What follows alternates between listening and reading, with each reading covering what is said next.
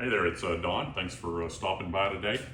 Today we've got an assortment of things laid out for you, and what I'm going to talk about is toilet paper. And if you ever get, down to this and that's not enough, or if you get this critical and you're totally out and don't have any more of this, we want to show you why you don't want to reach for like paper towels, you don't want to reach for Kleenex, you don't want to reach for, I guess these are, what are they, baby wipes or anything like that to do your business with. And what I've got is just some fruit jars, and I've already got some of them about half filled up with water, and I'm going to reach over here and fill this fourth one up right now, about halfway with water.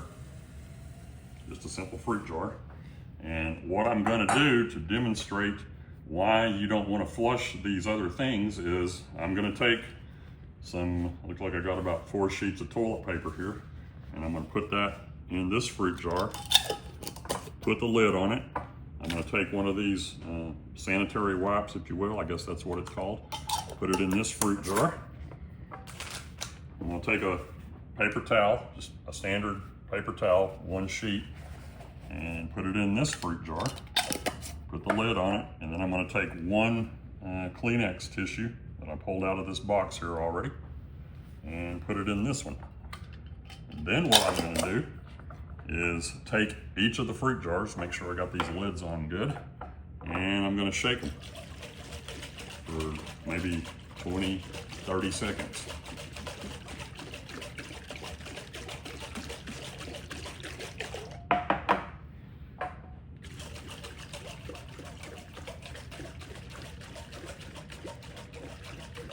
And this applies to if you have sewer or septic, because what's going to happen is toilet paper is actually designed to break down, so that won't clog up your lines.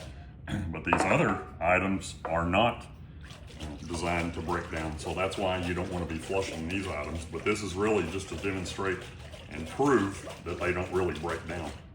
So I'm going to move all of this over in the front here, and this one was the paper towel.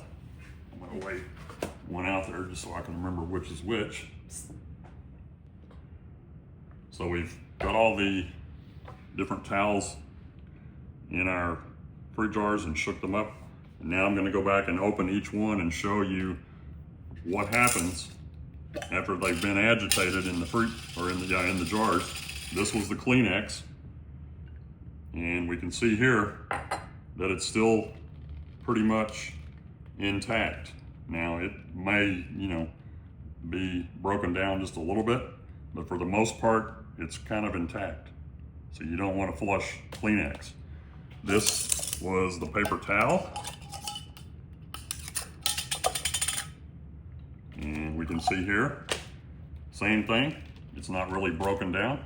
It's coming apart a little bit, but it's not really breaking apart.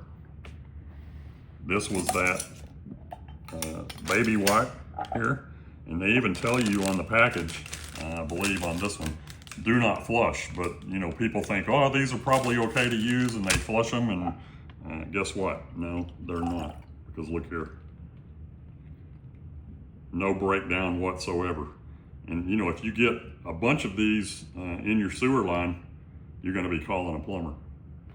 And then this one was the toilet paper. And I'm really not even sure there's any, there's nothing in here. It's just,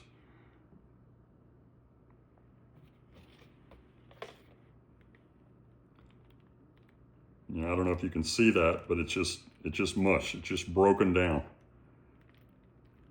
Yeah. So, and that's toilet paper. It did what toilet paper is designed to do. You can see there's a lot of the particles of it, but it's just, and that's why it won't clog up your sewer line or your septic lines. That's why you don't ever want to use anything other than toilet paper in your toilet. So I hope this helps somebody. We love to give out tips and different information, and I thought about this the other day and remembered that a long time ago, I think it was a plumber that was telling me about this, and I'd kind of forgotten about it over time, and I don't know, for whatever reason, I remembered it the other day, and I thought it would be worth, trying out and showing everybody. So thanks again for stopping by.